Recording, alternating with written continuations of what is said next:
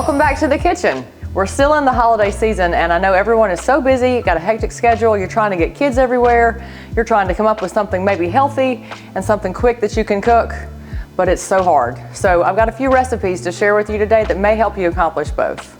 So the first recipe we're gonna start while I make something else is gonna be a breakfast casserole. It's gonna have to cook for a few minutes. It's gonna have sausage and eggs and even some hash browns.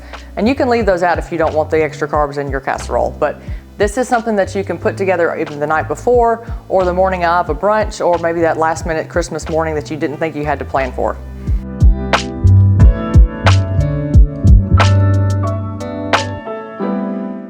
So while you brown the sausage, that'll be the first thing you do with the olive oil. Then after it's almost ready, you're gonna add a cup of your onions, which just buy the already chopped up onions. That's the fastest, easy thing to do. The whole cup is the full 8 ounces.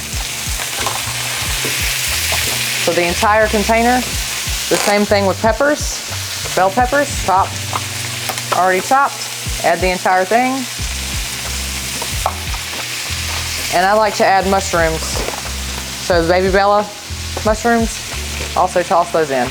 So this entire pan is now gonna cook for about 5 more minutes. So while this entire pan cooks, we're gonna mix our eggs and our salt and pepper in a bowl, and then we're gonna put all this together. So this is gonna mix and cook for about 5 more minutes, maybe a little bit longer, and then we'll go from there. So you wanna use 10 eggs, and you can get a whisk or a spoon, stir them up, and then you're gonna add your salt and pepper. This is where you also put in your spinach, so it doesn't cook too much. If you put the spinach in the pan with the vegetables, it will be too overdone in the actual casserole because it will cook as the oven cooks the entire thing. So we're gonna put in our salt and pepper, a little bit of red pepper, sea salt, maybe more, and black pepper.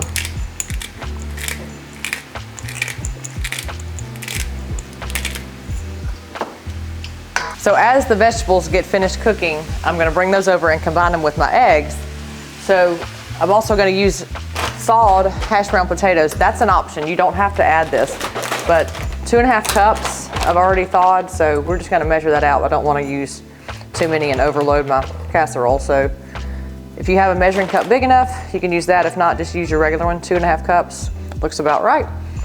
Pour them in your eggs. And then this is also where you can add cheese or not, that's also an option. So same cup, I've got mild cheddar and I've got mozzarella. So you can use whichever you like, same thing. I figured that my boys were gonna eat this casserole, so I have to put in all the cheese and good stuff for them. They seem to like that better. So mix your eggs and your cheese, get your vegetables ready, and once we combine all this, we're gonna put it in the pan. So I have to spray my pan. Just a 13x9 Pyrex. You can also get a disposable pan that you can get at the grocery store that has the lid on it if you want to use that for later. I put in my spinach now. I want to go ahead and mix that and get that mixed in with the eggs.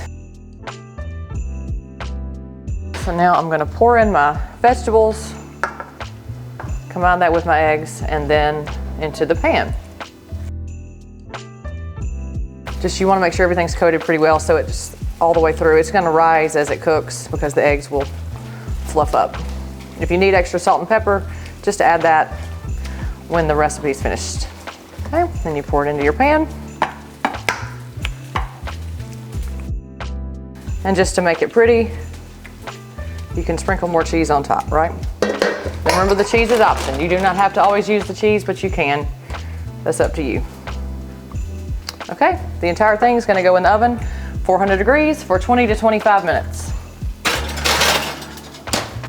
So the second recipe that we're gonna talk about is a buckeye. Who does not love a buckeye, right? Chocolate peanut butter is the best thing ever. Like, you can't go wrong. But you can go a little bit healthier. So I'm gonna show you the key ingredients and we're gonna mix all this together. Not hard at all, but super important to find the right stuff. So I'm gonna tell you first what I'm using. Quest protein powder is the easiest thing to use. It mixes really well for this type of recipe. This is like the holy grail of your powdered sugar that's a healthier version of, okay? So it's the monk fruit powdered sugar sweetener. You can find that sometimes at Publix. You can find it maybe at Fresh Market, but you do have to look for it. So if you know you're gonna try to be healthy this holiday season, go find some. You can use it for everything. And then I'm just using today natural Jif. You can use any type of peanut butter. And then you do have the option to use butter if you want to use butter. You're not using that much. Or you can use coconut oil. So today I'm choosing coconut oil. And all that you do, 2/3 of a cup of peanut butter, I usually eyeball that. So that's about 1/4 of a cup. And I'll keep spooning that out to that size until I get about 2/3 of what I want. Okay, so I'm gonna measure my monk fruit, and that's gonna be 1/4 of a cup. It looks just like real powdered sugar, but it's just not quite the same. Okay, so that's 1/4 of a cup there. You're gonna use 2 scoops of your Quest. And if you want to put this in a food processor, you can. That might be a faster way to blend it, but that's up to you. If you don't have a food processor, just go by hand, it's okay. We're also gonna use vanilla extract, which I will grab in just a second. But mixing all this together, and then you're gonna use, instead of butter, we're gonna use 1/3 of a cup. So I had to go back to my 1/4. I know that's 1/4, and that's a little bit more. That's my 1/3. So mixing all that up, add your vanilla extract, and this is going to be the filling of the Buckeye. So once you get this in a consistency where you can create the balls, you're going to roll them and freeze them long enough to be firm so that you can dip them in the chocolate. If they're too soft, when you dip them in the chocolate, it won't work. So mixing all that together, and then you're gonna melt your chocolate in the microwave. 30 seconds, stir it, 30 seconds, stir it. It calls for less than this. I always use a full bag because it takes more to dip than you realize too when you get down to it. So you're gonna dip that with your peanut butter filling. So after the peanut butter balls have been frozen, you dip them in the chocolate, you're gonna put them back in the fridge and let them harden, and then they're ready for display. You have 16 and 1 is a serving, and we'll post the recipe and the calorie count for these lovely little treats. Our third recipe is going to be a healthy version of a spinach artichoke dip. So that's always something everybody loves at a party, and it's something that you can take and be the little healthy version of things. So you're gonna use frozen spinach, we've already thawed this, and you're gonna use a can of artichoke hearts. It calls for a little less than what this spinach is, but we're gonna use the whole thing, okay? Usually that works out well. So you're gonna combine your artichoke hearts and your spinach. I already strained those to get the excess moisture out. And then I'm also going to use mozzarella cheese. We're gonna use about 1 cup of that. And I usually eyeball that also, especially when it comes to the cheese for the recipe, okay? So that's about 1 cup. It calls for Greek plain yogurt. We're gonna do 1 cup of that. So that's gonna be something that I will kind of scoop out 1/4 at a time, maybe. You get a spoon. Ta-da. All right. And then you're also gonna use small curd cottage cheese, and that you can get the 4%, 2% milk fat, which either way. So we're gonna keep combining all this, and we're gonna get our desired consistency with everything. Like I said, it's your version, so you add more cheese, less cheese, whatever you feel. We're just gonna go straight in. All right. And then it calls for the 1/2 cup here. So that's your curd, so cheese, so 1/4, roughly 2. And then you'll mix all that together. We're gonna put in salt and pepper. And you wanna make sure that your spinach is thawed well. If not, you can kind of break it up. It will cook, you just want it to be just evenly dispersed throughout the entire dip. It also calls for onion powder, garlic powder, that's up to you. I'm not a big fan of garlic all the time, so add what you like. We're gonna add black pepper and a little bit of our sea salt. I'm gonna spray my pan. It's an 8x8, so it is a smaller version. So if you need to make a bigger version of this dip, just double the recipe, and that's what you'll use. Okay. Cannot get much easier than this, guys. Mixing it together, spreading it out into your pan, and then you're going to bake it. So while our breakfast casserole is cooking, I know that this is gonna take about 25 more minutes. So I've got about 15 left. So I'm gonna set this to the side and then we'll cook it in just a second. So it's your choice to top the casserole or the dip with cheese if you'd like. So I'm gonna dash the Parmesan cheese on top. And then I'm going to scoop the breakfast casserole over and I'm gonna let that continue to cook while this starts to cook. So everything will end at the same time for me. 25 minutes and we'll be on our way. So this cookie is a twist on a Christmas classic. Who remembers a fruitcake, right? Nobody, especially my age, you grew up hating that stuff. So this cookie is a little twist on that with added chocolate, so you can't go wrong, and it's a very healthy version. For this recipe, you're definitely going to need a food processor. So if you don't have one, it's really a great investment. If you don't have one and you want to borrow one, either way, you're gonna need it. So you have to process your walnuts first.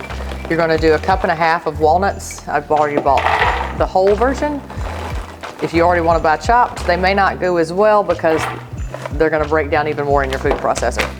So we're going to process this first.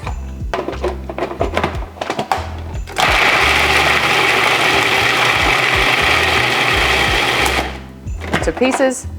Then you're going to add your dates. So that's going to be about 1 cup of dates, 8 ounces, whole pitted dates. Make sure there's no pits. That will stop your food processor short just like that.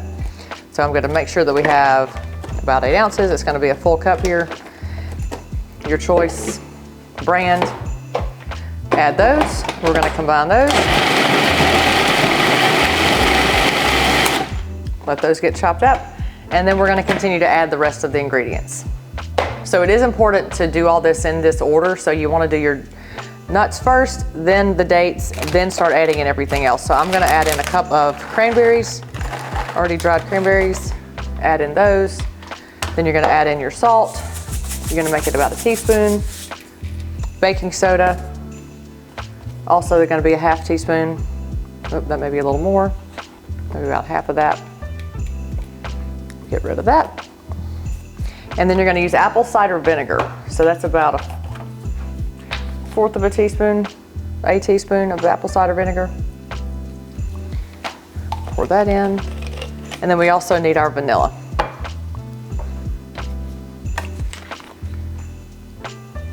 Same thing there. Process again, let it all mix. As I'm mixing this, it should get to a pretty sticky consistency. I want to let this go a little bit longer so that it gets to be smaller pieces of the cranberry. So here you go. And then as it's mixing, the last thing I want to add in are ground flax seeds. You can find those at Small Mart or at Publix, but we're going to add in those, and that's going to be 1 tablespoon. That's a little bit larger portion in my hand. Tablespoon, dump those in and finish it out. You know it's getting pretty done by the time it sticks to the side of the food processor and is slow to spin. And there we go. So after you've done this, you want to mix your chocolate chips in a bowl. So we're going to do that separately. You'll need a spatula to get everything out of your food processor, possibly. Let it all fall out.